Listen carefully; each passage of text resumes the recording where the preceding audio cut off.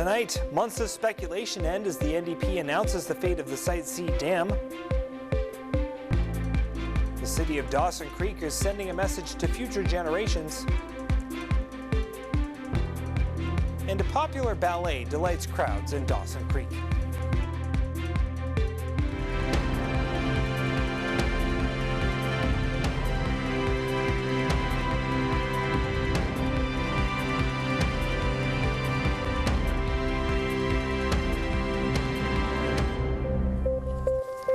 Good evening and thanks for joining us. I'm Hugh Smith.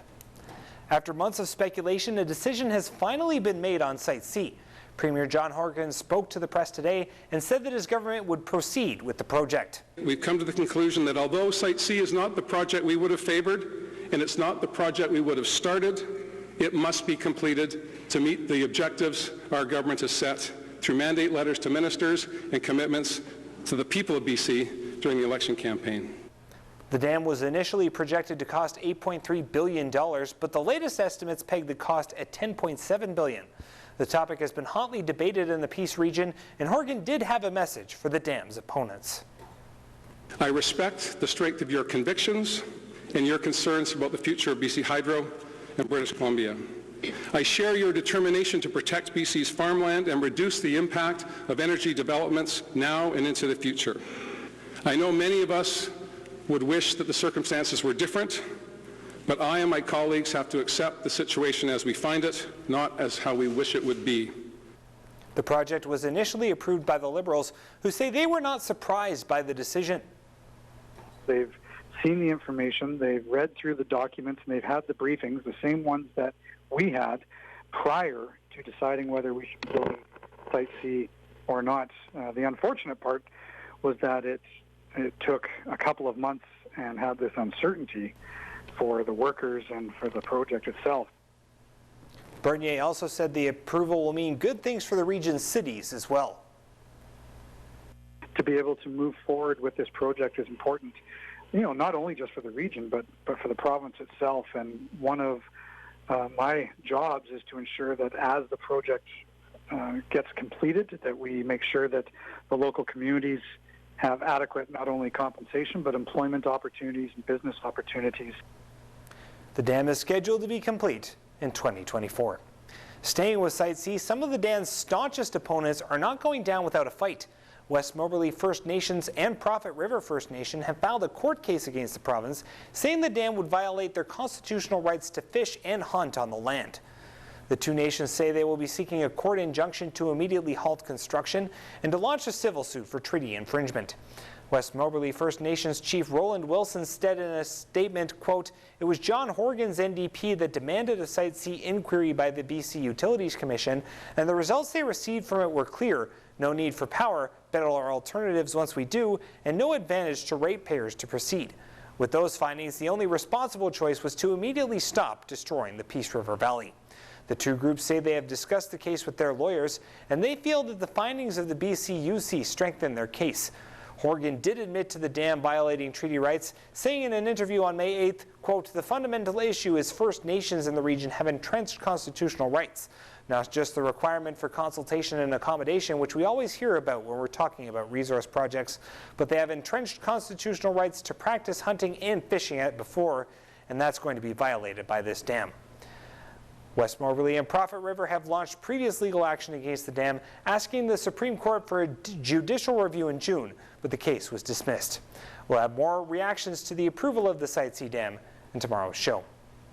Grande Prairie RCMP are asking for the public's help in finding a missing teen. 13-year-old Chase Glodek was last seen on Thursday in Grande Prairie. He has been described as Caucasian, 4'1", 90 pounds with blonde hair and blue eyes. If anyone has information, they're asked to call Grande Prairie RCMP or Crime Stoppers. A picture of the youth can be found on our Facebook page. A public hearing is underway in Fort St. John regarding a proposal to build a liquor store near the hospital. City councillors will hear from area residents tonight about their thoughts on a proposal to build a new convenience store and liquor store in this vacant lot at the intersection of 86th Street and 112th Avenue. Currently, the lot is zoned for neighborhood commercial development, which would not allow for a liquor store to be built. However, developers have applied to have the vacant lot spot zoned to allow the liquor store to be built. The city has received an outpouring of concerns from nearby residents and hopes to hear all of those concerns at tonight's hearing.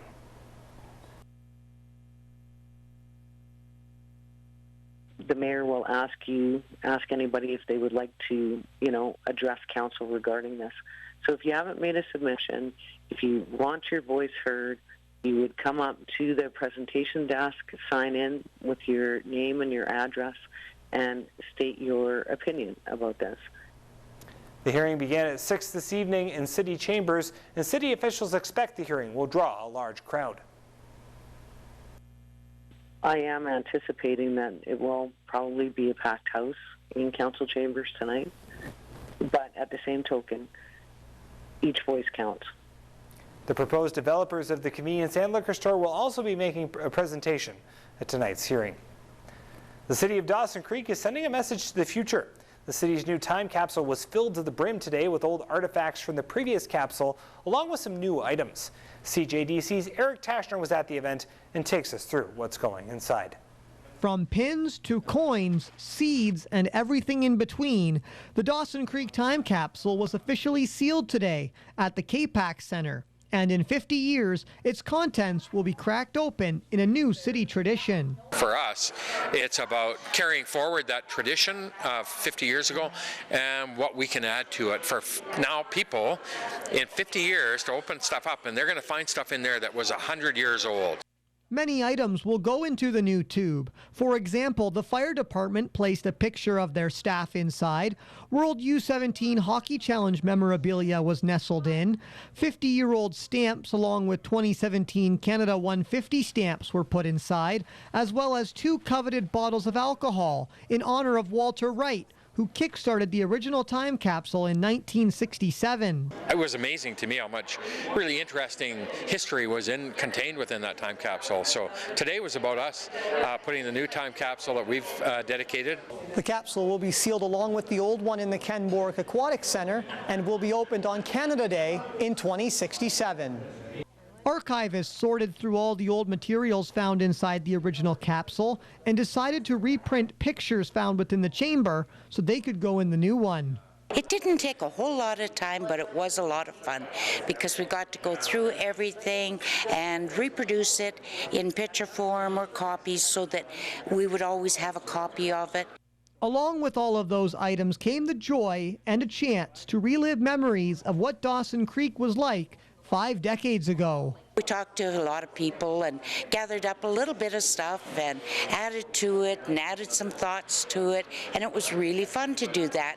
Northern Lights College will properly seal the lid, and in 50 years, future Dawson Creek residents will be able to reflect on the past 2 generations who were here before them.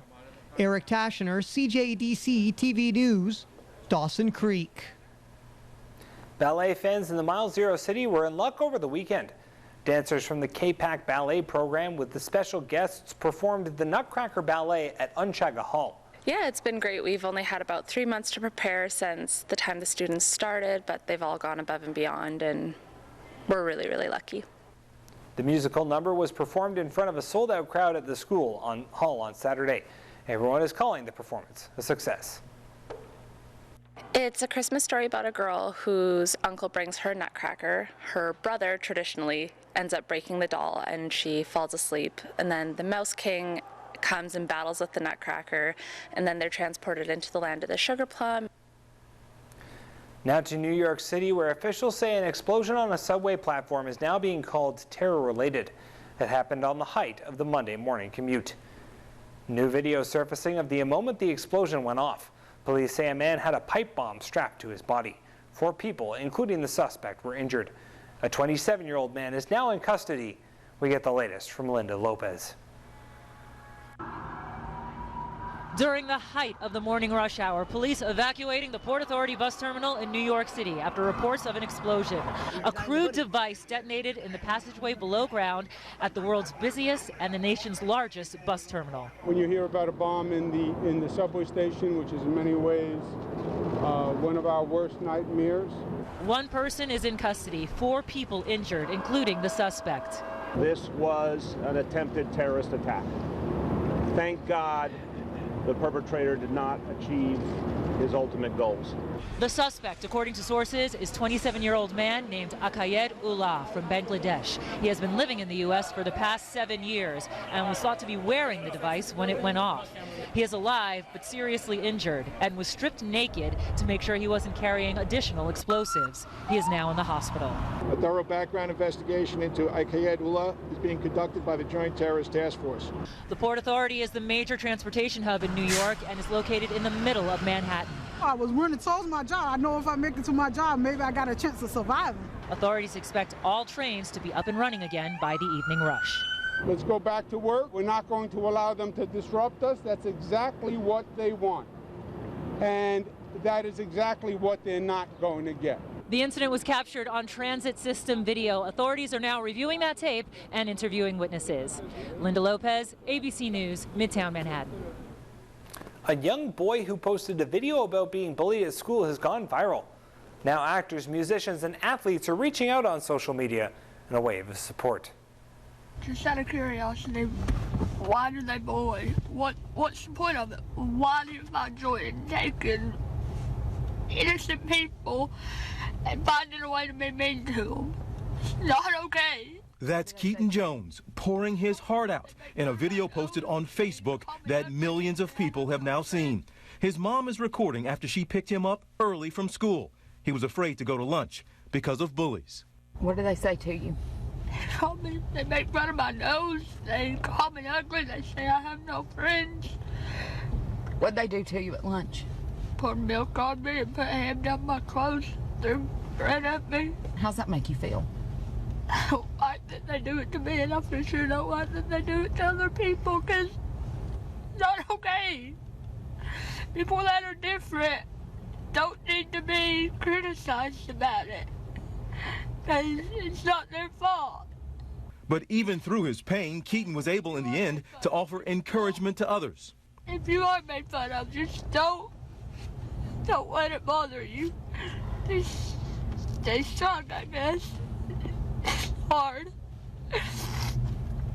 but it'll probably get better one day. His mom, Kimberly, posted the gut-wrenching video, and within 4 days, it got more than 21 million views. This morning, celebrities like Justin Bieber are weighing in to support Keaton. This kid is all-time. He's a legend. Go check him out. His name's Keaton. On Twitter, more than 500,000 tweets about him, and the hashtag #StandWithKeaton continues to spread support. Chris Evans tweeted, "Stay strong, Keaton. How would you and your mom like to come to the Avengers premiere in LA next year?" Well, we're going to take a quick break, but first, here's what's happening where you live in tonight's community events.